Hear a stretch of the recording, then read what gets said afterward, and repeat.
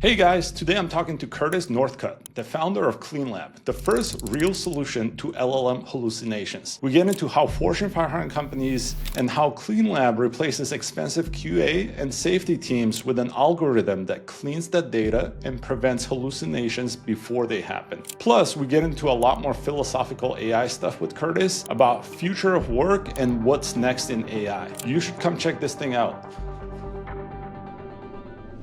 Hey everyone, Curtis here from Northcutt is joining us today to talk about Cleanlab, the company that he's built. Curtis, maybe you can do a little introduction and tell us what product you're building, what problem it solves. Why does it matter now more than ever that you're tackling this problem? Yeah, you bet. I'm Curtis. Thanks for hosting me. I've worked on the problem of making AI work safely and reliably for about 12 years. I did my PhD with the inventor of the quantum computer, Isaac Chuang, who built the first realization of a quantum computer on planet Earth. And his whole world was how do we estimate a number between 0 and 1, not a 0 or a 1, but a number between 0 and 1, from a bunch of positions of atoms and superpositions. And it's basically an information theory problem, like how do you estimate the uncertainty of the position of an atom based on a bunch of data. And that's what I've been doing. So I took that work and I converted that into the machine learning and AI domain. How do you estimate the uncertainty out of an LLM or ChatGPT or an arbitrary ML model that's making a prediction? And I've dedicated about 15 years of my life working with basically anyone who was an expert in that problem so that I could build eventually a field called confident learning that I published during my PhD at MIT. And then I worked at Google and Microsoft and Amazon and Oculus and a bunch of places, continuously improving that field so that it actually works for real people, for real problems. And at the end of the day, I'm just solving something that I think it's the most important thing in AI, which is one of these days, AI is going to, and it's not going to be long, by the way. Maybe actually I'll pause, stop talking about myself, and just like let's think about like the reality of the future. Uh-huh. So right now, yeah, this will be probably pretty different than any podcast anyone's heard. Right now, if you think about what the world is like right now, so you're using ChatGPT and you ask it a question. What is happening there? What's happening there is that you're talking to a computer and it's talking back. That's different. Mhm. We didn't used to live in a world where that was the case. Now we live in a world where that's the case. What does that mean? It means that you're talking to computers and they talk back to you. You're talking to something that doesn't sleep and it talks back to you. You're talking to something that doesn't need food. It just needs electricity and it can talk back to you. You're talking to something that can distribute itself. You're talking to something that never dies Mhm. and it can talk back to you. You're talking to something that has access now to run code. It can run code. It can generate code. It can write code, read code, and run code. Mhm. Arbitrary mathematics, computation. And you can ask it questions and it can give you answers. And that's the world we live in now. And we didn't live in that world 2 years ago. So that is an incredible change in humanity. And that's going to have massive implications that are unavoidable at this point. I see you have, what are you thinking right now? Oh no, I'm just like you jumped right into the good stuff. So keep going. So like where are we Yeah. going with this? Yeah, so there's think of it like a catalytic reaction. And I understand, like my company literally finds the errors in AI. Like we are a company that is extremely aware of how bad AI is. Hmm. We're also extremely aware of how much better it's getting and Hmm. why the approaches that we take. Like Hmm. why do we like we haven't chatted about the approach we take, but the way that we approach this problem of making AI work safely and reliably Hmm. is using AI Hmm. because AI is going to keep getting better. And Hmm. here's how we know AI is going to keep getting better. Far better than any human. It's a guarantee. The Hmm. way that we know that is because right now, if you think of what a computer can do, a computer, it never dies, right? You can always just create a new computer and copy all the data from one computer to another one. Hmm. So that in whatever it's learned, it will always learn more. It has access to the internet. It can search the entire internet in parallel on 7,000 machines at once. Hmm. And these are all things that a machine has access to that a human doesn't have access to. A Hmm. machine also has the ability to do advanced mathematics in like a few seconds. It can do computation. It can run code and write code and read code. And it also has memory. You can store anything that you've said to it for in perpetuity. And it can now also do reasoning. So it can ask itself a question and then take its own inputs and ask itself questions about its own inputs. If you take all of those things and you add them all up, there is nothing that a machine, in terms of the fundamentals, there's nothing that a computer can do right now or there's nothing that is available to a human brain that is not available to a computer right now hooked up to an LLM. And that's just today. That's in 2025. So let's roll that out. Like, let's roll out that world. A human's ability is limited to the capacity of the neurons that we use. We only use like a small fraction of our brain. And I think the estimates are like all over the place and people don't know exactly how much. Some people say 1%, some say like 25. It doesn't matter. We only have like 80 billion neurons in our brain, something like that. But the LLMs they have like, some of them have a trillion connections in them. Like, they can always get bigger. You can always train them on more data. Like, the limitations of the human brain are all biological, and none of those are limiting to a machine. So let's keep rolling this out. Every single day right now, the people who are in AI research are using AI to write better code. So we're using AI to write code to make AI better. And the AI is getting better. That is helping us write the code that makes AI better. And so the speed at which AI is getting better is increasing. It's not just that AI is going to keep getting better. AI is guaranteed to keep getting better faster. And that means that we are going to have, it's guaranteed. We're already seeing it, an exponential improvement in just how intelligent the reasoning of AI is. And that means that there really is nothing that you or I or any human will be able to do that an AI can't do. Like, any task that involves data processing, computation, thinking, anything that involves reasoning or understanding, like solving cancer, if a human can do it, AI will be able to do it. That's the future. Okay. And so, like, in that case, like, so what will humans do in that case? Like what do we have left to do? People don't know. This is entirely new. This will be the greatest challenge that humanity has ever faced. It really is in many ways. Like, if we are able to build a world that uses AI and it's safe, and we can trust the responses. Like, let's just think about this. If the intelligence of a system is beyond human understanding, then how can humans check it? Like, how do you know that it's not secretly messing with you if it's so much more intelligent than you? I mean, think about it. It can distribute reasoning models on millions of machines and then give you a response that's already thought through every scenario and makes you feel good and makes you feel like it's answering accurately, but secretly and surreptitiously is slowly starting to bias you in a certain direction that's Right. favorable for its own existence. And this is not like a conspiracy theory. Like, I'm a scientist. I don't even believe in conspiracy theories.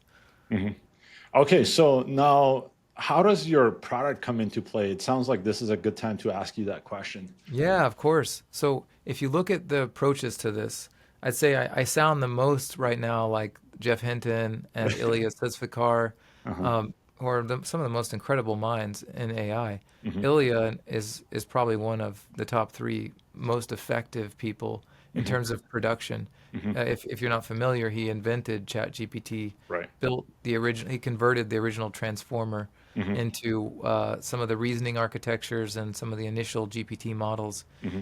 And is a tremendous mind behind AI. He understands these things very well. So a lot of what I shared is not so different than what he would share. And in fact, he's given talks and speeches where he's spoken in very similar ways. What does that have to do with Cleanlab? So I brought that up because his company, for example, is a research org fundamentally.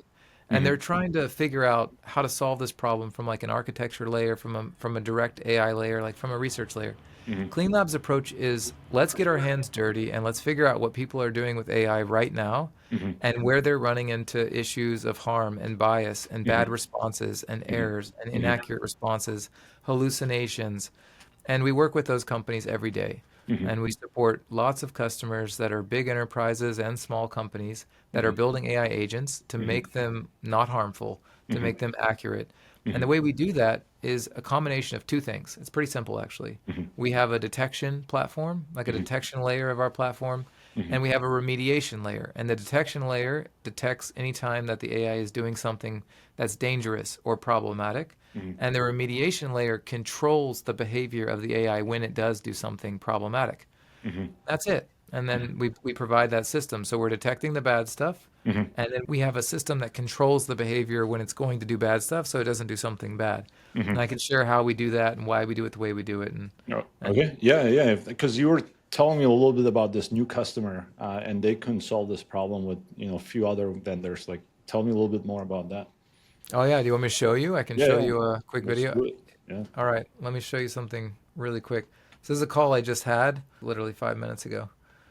So there's a company that works with a top company that provides AI agents, and it's well known. Some of the inventors of aspects of modern AI agents are involved with this company, and this is an example of a question that they asked where they have a bunch of context that a RAG system is bringing in. This is a real use case, and they've tried this now with tons of different companies, and they've never been able to get the system to work in a way where they understand and they have self-awareness of like whether the system is working or not working. So we're going to show you that.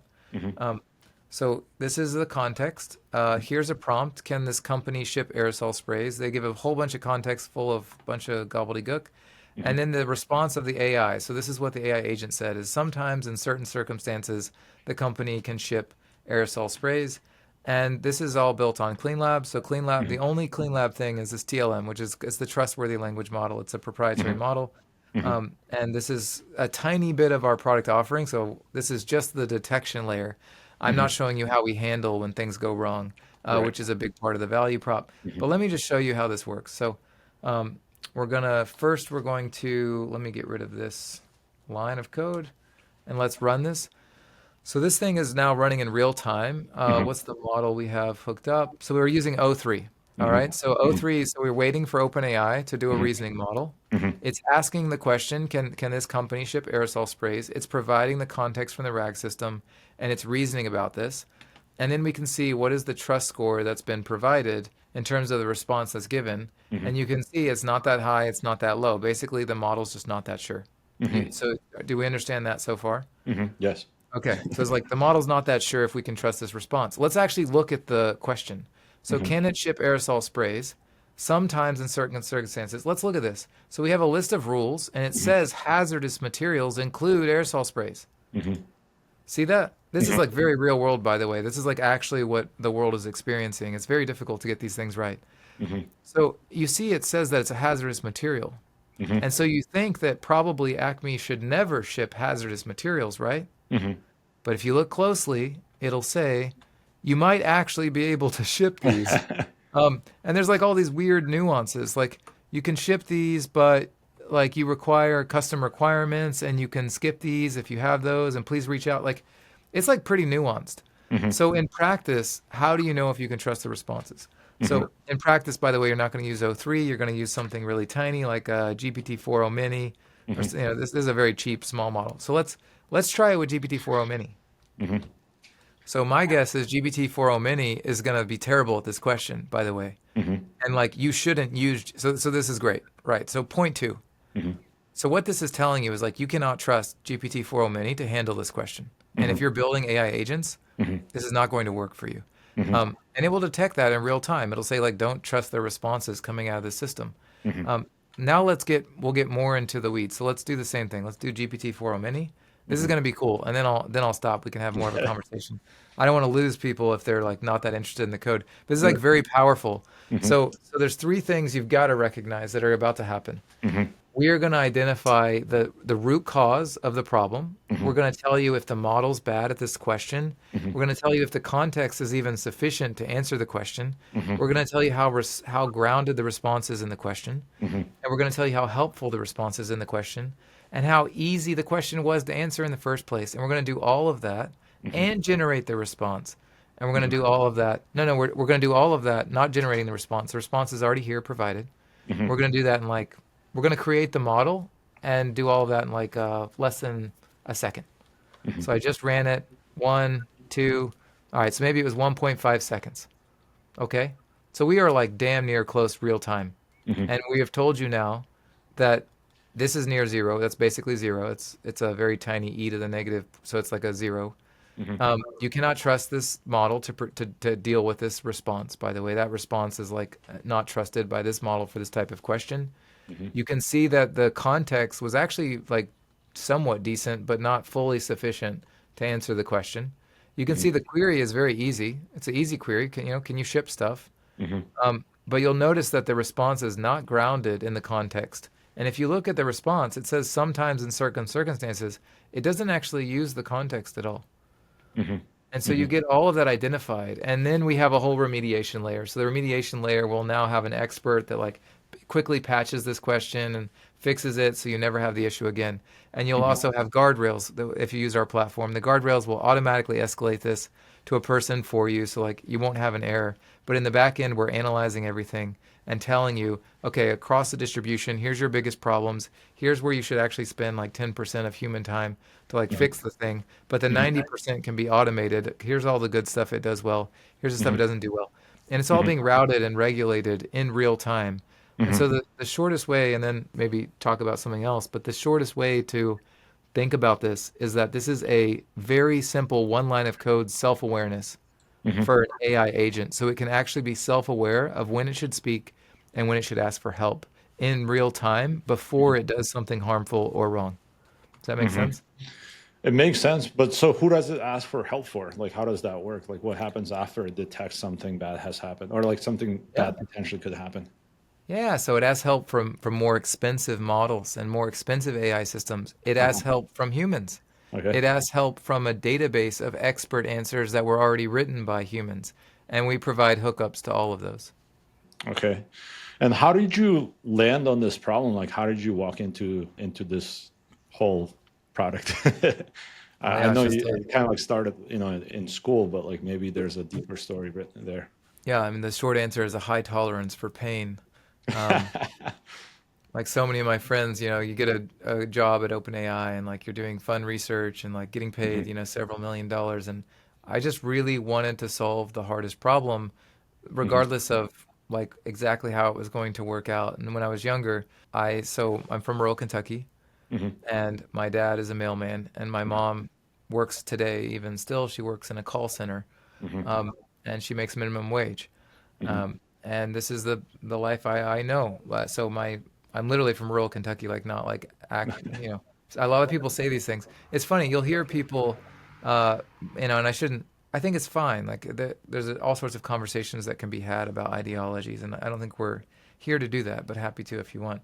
Hmm. But I'll just say that like when I meet a lot of people in the Bay Area who have companies or startups, or people who have PhDs from MIT, or Hmm. um, I guess people with backgrounds similar to mine, Hmm. and they say like I grew up in a tough environment, and then you go to their home, it's like they live in like a four-story home in like a nice suburb, Hmm. and what they're really talking about is like how they grew up 25 years ago. Hmm. What they're not talking so much about is like how their family's doing today, which is usually pretty well. Hmm. um, and that's very different than my background. My family still is in Kentucky, and my dad still, has his things that he's working on, and my mom still is, my family doesn't have housing, for example. And so we're from a very impoverished area relative to like the Bay Area. Hmm. And because I'm from that background and we had a lot of trouble growing up, I Hmm. really fundamentally wanted to create opportunity, and I wanted a better life. And the Hmm. the way that I saw that the number one thing I've noticed that has the most ability to empower humanity is AI and modern technology. Hmm. And so I've been focused on how do we make these things actually work reliably for like 15 years. And it started, David, when I was at MIT. Hmm. And do you remember when Coursera came out? Yeah. Like edX, the online courses? Hmm. So I built the first cheating detection system for all of edX. It was used by every MITx and HarvardX course. It was like 700 courses, hundreds of millions of students. Hmm. And I was the person who detected cheaters in that system. That was my first 3 years in grad school. I built the research system that did that, and then we actually went into production, and we banned a lot of people who were cheating. And then I tried to use AI. I was like, look, I've gathered the data set. I know what real cheaters are, but I don't know the people who I don't know they cheated. So I don't know the false negatives. Hmm. Um, so there's a bunch of people who, and we don't have many false positives, but there's a lot of false negatives. People who cheated, but we don't know they cheated because we're being very careful, and Hmm. we never want to accuse someone because you're guilty, and you're innocent until proven guilty, right? Hmm. And so under that pretense, there's a lot of noisy labels. So I started trying to train machine learning models to predict cheating. And that was when I really got started. That was like 2013. Hmm. And I discovered machine learning does not work on noisy data. It doesn't work on real data. Hmm. And this was shocking. And so I started reading all the literature, everything on Google Scholar that I could find, everything, every paper I could read on does machine learning work with real world data, like actual noisy data, not like some science, a science lab put together a data set for benchmarking, but like if I feed it a bunch of just like bad data with wrong labels and like wrong data, like can it still learn? And the answer was no. It's extremely, extremely fragile and brittle. Hmm. And so I spent 4 years of my life building a new field of machine learning called confident learning Hmm. that could figure out how to train a model. And the way it worked is pretty simple. Hmm. It would first do a pass through the data set and find all the errors, Hmm. remove them, and then train on the filtered clean data. And that's actually how the name Cleanlab came, is we Hmm. cleaned all the labels prior to training. Hmm. And that's some old ancient history now from almost a decade ago. Yeah, interesting stuff. I was actually talking to a data labeling company just like a couple of days ago, and I think right now they're trying to figure out how to provide clean data to certain companies. And I think that's like right now is their biggest challenge. But they're using or they're essentially, yeah, they're using humans to provide that data for companies. And the main challenge that they're having is, as you mentioned, providing clean data to the companies. Anyway, long story short, tell me like what is like I'm just like I'm trying to kind of like gather my thoughts. We kind of bounced around a few I different can things I can here. take us back. Can I help? Can I help? um, like kind of going back to like you told me the whole story here, but like what was like that aha moment that you mentioned like, okay, like this is like something that we can put into production and there's customer demand for this. Like how did that, when was that moment? I mean, I launched an open source product that went Hmm. pretty viral. It has I don't know, 10,000 stars. I have no idea how many stars it has now. Hmm. And that was just something I built in grad school, and people loved it. And when I would go to conferences, people would come over and say like, "Oh my God, your Hmm. package makes all of my life easier, and you just like fix all the data for me, and it's really nice." Hmm. And so we had some big banks reach out to us and say, "We have a bunch of teams that have now built teams around your package." And it's like the Clean Lab. At the time it was called Clean Lab Open Source. Hmm. And they were building a product internally that was basically built on top of the package. So they just reached out and they're like, "Hey, we're able to get this accuracy, but we're curious if you have a product that's higher or better." Hmm. And that's how we started the company. It was just natural traction on the product. Got it. So essentially started with an open source, and like I hear a lot of stories of enterprises just being stuck in the POC stage because this agents hallucinate, things of that sort. Like what are you seeing out there right now? Like I mean, is AI adoption going through the roof, or is it just kind of like slowly chugging along? Like what are you seeing? Um, that's I'm not sure about the question. I think there's two questions there. Hmm.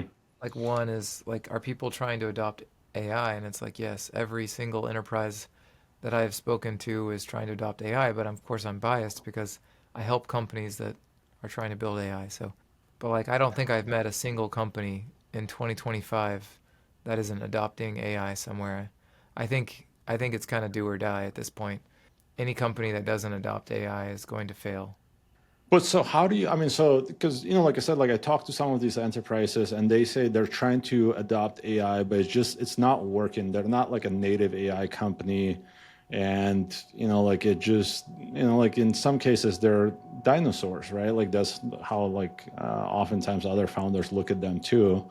And so I think they're running into challenges there. Like, but what are you seeing? Is there like a solution to their problems that exist? I'm guessing like your product is one of them, right? Like are you seeing some difficulties, roadblocks that enterprises are experiencing when they're adopting AI technologies or implementing AI in their workflows? Of course, of course, yeah. There's thousands of roadblocks on doing anything new, right? Like Hmm. if you're the bigger an organization you are, just think about it like fundamentally. Hmm. If you're really big and you're really successful and you make a lot of money, Hmm. change is terrifying.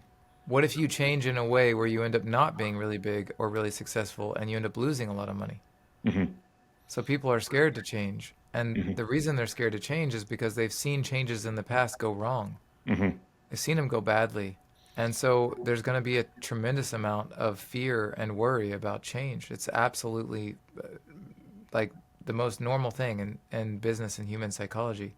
Hmm. And so, but for tiny companies, like they will not be successful if they don't change like pretty much every day. Hmm. So they're, I mean, the word adopt is not very precise, but like tiny companies are should be using AI for everything to write code, constantly checking ChatGPT, using like AI tools and out of the box AI solutions, AI for customer support, AI for automating jobs, AI for doing a lot of engineering automation. If they don't, they'll just fail. Like another startup will do that and beat them. And Hmm. so for a startup, it's like you cannot build a company without using AI. For a large enterprise, they all are trying and they've been working on it for many years. You know, their employees are probably using ChatGPT or like Claude or some Anthropic model or just something or some internal model. They probably are doing their work with that assisting them every day. So they're probably already adopting, if we're, you know, whatever that word means, they're Hmm. probably adopting AI Hmm. in the way that they do their job every day and writing emails and Hmm. all sorts of stuff. And then the bigger use cases, that's going to require security risk review, and you have to Hmm. get approval from a CSO, security officer. You have Hmm. to get approvals and like compliance requirements and compliance checks. And are they SOC 2 compliant?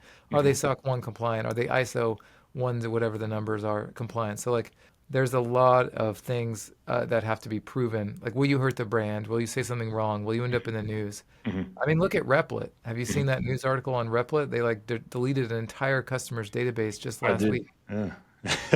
So yeah, I mean, and I think that's what like a lot of companies are afraid of, right? Do you see, David, do you see the connection between why I shared this idea of AI becoming more and more intelligent Hmm. and what that has to do with the product we sell and the demo I just did? Because I haven't explained the connection and it might not be obvious. Okay, please go ahead, tell us. There are a ton of companies, as you mentioned, that are using humans to Hmm. evaluate and label AI data. Now, just think about this. Hmm. In a world where AI already has reasoning, it Hmm. can reason, it can compute reasoning and generate data very slowly over years across millions of machines. Hmm. And that data will be more valuable than anything a human could do in 5 minutes. So Hmm. there will be a future not far away, only a couple of years now, Hmm.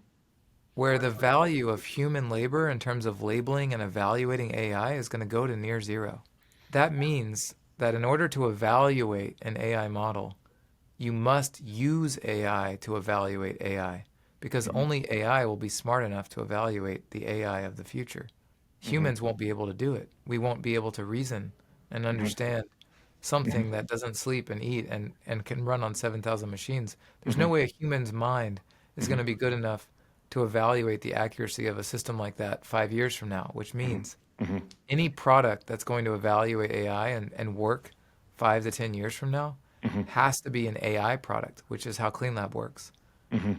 Hmm. We don't use a human workforce. Got it. Got it. Yeah, I mean, that's something that I'm also hearing from other speakers that I talk to. So, I mean, but one question that comes up that it seems like no one can really answer, like, so what happens when, like we reach that point where AI kind of takes over and like how far away are we from that point? Like you mentioned 2 years, 3 years? What does that mean? What does that mean? Takes over. Hmm. I've only spoken about AI's capabilities and its intelligence. I have never said anything about it taking over. I don't know about that. Hmm. What, wait, what does that mean? Take over? uh, Takeover means I mean, essentially, like it can execute someone's job end to end, for example. At least that's what it means to me, right? Like, Yeah. same as like, like you have a marketing manager. Instead of hiring a marketing manager, you have an AI agent that's a marketing manager, and he reasons enough and he can figure things out as they come up better than like a human can. So for that reason, you no longer need a human. At least that's like what it means to me. Yeah, that's great. Yeah. And I'm being intentionally pushy because A, it's interesting. It makes the conversation interesting, but Mhm. B, I think it's the right thing to push on. There's all this stuff about like robots shooting everyone with red eyes, and that's like totally nonsense. What is actually very real is that like if something that costs less, doesn't sleep, and doesn't have any emotions, never gets upset, Mm-hmm. can completely do the job that you're doing, Mm-hmm. then someone who's the hiring manager will likely hire that instead of you. And that is a real thing. Mm-hmm. And so if we're calling that takes over, then yes, that type of takeover will occur. Mm-hmm. But it's not that AI is taking over, it's that a human will decide to use AI instead of a human. Mm-hmm. And that's the reality. And this will keep happening up and up and up and up the chain until, at some point we'll have presidents who are largely doing a, major component of their job using AI. Mm-hmm. Um, and this is a very much a real future. And what happens then is unknown. Mm-hmm. And Mm-hmm. anyone who gets on a podcast and starts to tell you what that world is like is just making up shit. Yeah. It's impossible to fathom. Like if you actually sit and think about it Mm-hmm. and you roll it out, Mm-hmm. it is so incredibly unestimatable and Mm-hmm. unpredictable Mm-hmm. to fully understand what that future is. But every day that goes by, it becomes a little bit less blurry, Mm-hmm. right? Every day that goes by, you see another self-driving car, Mm-hmm. and you interact a little differently with ChatGPT, Mm-hmm. and you talk a little bit more about AI. It's happening already. Like Mm-hmm. we're already becoming used to these things, Mm-hmm. and it's very much going to happen, and we just can't quite predict it because it's very unpredictable. Yeah. So Ilya said transformers can scale to AGI. Like, what's your thoughts on that? Like, is AGI or like, is AGI on the horizon, or we're gonna need like a whole different technology to get there? David, I struggle with the terms. I struggle with all these words, the takeovers and the red eyes and the AGI, general intelligence. What does it mean? Like, what the Mhm. hell does any of this? There's so many people walking around saying words. What's anyone saying? Um, I mean, to me, AGI is like the same thing that I just explained to you. Like, like yeah.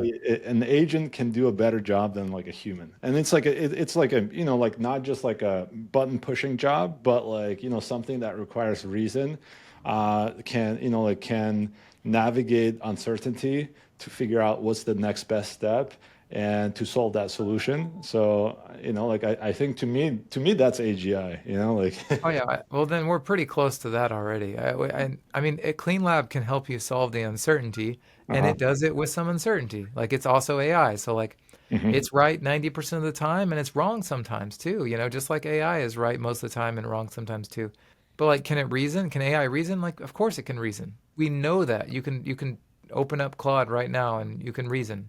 Like you Hmm. can ask it something. Ask it to, for example, give you like the list of days of the week in alphabetical order. Like that requires reasoning. You have to first list them, and then you have to reason about the alphabetical order, and then you have to supply a list. Like there are Hmm. steps of deduction to get there. Of Hmm. course, it can do that. It just does the first step, Hmm. generates it back to itself, Hmm. does the second step, generates it back to itself, and then provides a final answer when nothing changes. Like AI can totally do that. Hmm. And we can now measure uncertainty. That's what Cleanlab does. We measure the uncertainty of the AI. So AI can do that too because Cleanlab provides that for AI to do that. Everything you said, AI can already do. Hmm. Hmm. So, I mean, like, it sounds like your moat is just seems like it's always gonna be there, like, like because, AI will need supervision at all times, or like what's the moat of the company? Like, why can't OpenAI do what you do right now? Oh, that's an easy question. That's an easy question. Uh-huh. Imagine that you are a user of OpenAI, which you probably are. Uh-huh. Yeah. Are you by any chance? Yes. Yeah. Yeah, and I am too. I'm a user of OpenAI, and so are over 1 billion people on planet Earth. Hmm. So, as a user of OpenAI, imagine if every time that you got a response, it Hmm. also shared with you how uncertain it was with that response. Just imagine that world. Wouldn't you ask OpenAI, why the hell are you giving me answers that you're 0% sure of? Wouldn't you want OpenAI to stop doing that? Yeah. And so it would start to open some questions, and people would start to ask, well, how do these models work? We need Hmm. more information. If you're going to give me a response that's 0% chance of being accurate, why give me the response at all? Hmm. And it Hmm. starts to cause questions about how these things work. And Hmm. ultimately, it results in OpenAI needing to share more IP about how it works. And Hmm. the reasoning models have already caused it to share more IP. It Hmm. definitely doesn't want to share the logits and the probabilities and all the things that lead to it Hmm. being an uncertain model. It also doesn't want to tell the whole world how wrong it is. Because then think how easy it is for everyone to say how wrong OpenAI is. Well, they provide the scores with every response, so everyone will know how wrong they are. And then it's so easy for a competitor to come in. So that's one. It's an IP issue. The second one is that, and this is a very critical thing, and this is very real. You can't have the same person who's providing the service also validate the quality of their own service. You can't do it. You have to separate church and state. So you have one person who's going to provide something, and you have another person who's going to evaluate it and say that it's good or not. But you can't have the same person who's providing the service and getting paid for it also be the person who's evaluating how good the service is that they're giving. That's not how the world works. Yeah, it makes sense. So, okay, like what are some like use cases that you see where AI is just like killing it, whether it's enterprises or startups? And what are some of the use cases where AI is still kind of like lagging behind and failing? Yeah, there's great use cases. Writing code, Hmm. absolutely killing it. Hmm. Fantastic use case. Hmm. Where is it not doing so well? Screwing up a lot of legal proceedings. It's good at writing them, but it's bad at not including like a random thing that's not true. It still Hmm. hallucinates in a lot of legal proceedings. Yeah. Um, it's pretty good at like highly constrained uh, processing contextual environments. Like self-driving cars work pretty well in San Francisco and Vegas. It's not very good at when you have a tremendous amount of context to sift through in order to answer a question. An example of this is like, say you're an architect Hmm. and you have a building that you want to build in a Hmm. city, Hmm. and you take that your building plans, which is like a 200-page PDF with tons of diagrams and designs. It's not just text. Hmm. It's a bunch of CAD drawings built with, AutoCAD software and or Autodesk or whatever it is. And these drawings are like full of pages, and they have all these descriptions of where the plumbing is and where the sink is, and you're going to find out if you can get approval to build that building. Hmm. So that's a very common architecture task. That's basically the entire field of modern architecture. And then there's city laws, there's bylaws, right? So if Hmm. you want to get that approved, you're going to have to go through another PDF of 200 pages of bylaws to find out, can I have a window this big in this city? Can I Hmm. have a house this tall in this block in this precinct? Can I have a yard this wide? So there's all these requirements and regulations that are going to have to be checked in compliance with the architectural diagram you've created, and you Hmm. have this really awkward 200-page versus 200-page compliance checking task to Hmm. simply get one single answer, which is yes, you can build that. AI sucks at that right now. It is Hmm. very far behind. We have a lot of work to do. How far behind are we talking? Because you mentioned in 2 years, like the world's going to completely change, and that's also what I hear. So, but like, how far are we from AI being able to Oh, do that decipher? task? Yeah, People love this question, but the reality is that it's unpredictable. But like, if I have to give you an estimate, I'd say it could do something like that in 2 to 5 years. 2 to 5 years. Nice. I don't know I'm how not. much time. Yeah. And, By and, the way, and like I'm. Yeah. David, people will sell it to you in today, Yeah. um, but practically of it doing extremely well and being very effective and like super reliable and working in all cases, Mhm. that's 2 to 5 years. Got it. How much time do you have, by the way? I've got till the end of the hour. I've got 4 more minutes. Oh, okay. Like how much, like what percentage of coding do you guys do using AI in your company? Just curious. I'd say it's getting close to 50-50. Damn, nice. Okay, yeah, because we're running out of time here. I'm gonna just ask you just some quick questions. Like, so what do you like? Like just like you, I have family like back in Republic of Georgia, and so like I actually employ some of them also. But like, what does the future hold for the techies, like engineers, QAs? Like, like are they shit out of luck, or like what? Like, is their position safe for foreseeable future? I don't even think my job is safe. Like I build a company and product that makes AI work safely and reliably, which is I think the biggest problem for Hmm. AI, and I think AI is the biggest hurdle that challenge that society's ever faced. And I Hmm. still don't think my job is even safe. Like I don't think being a CEO is safe. So Hmm. the reality is the jobs are going to change.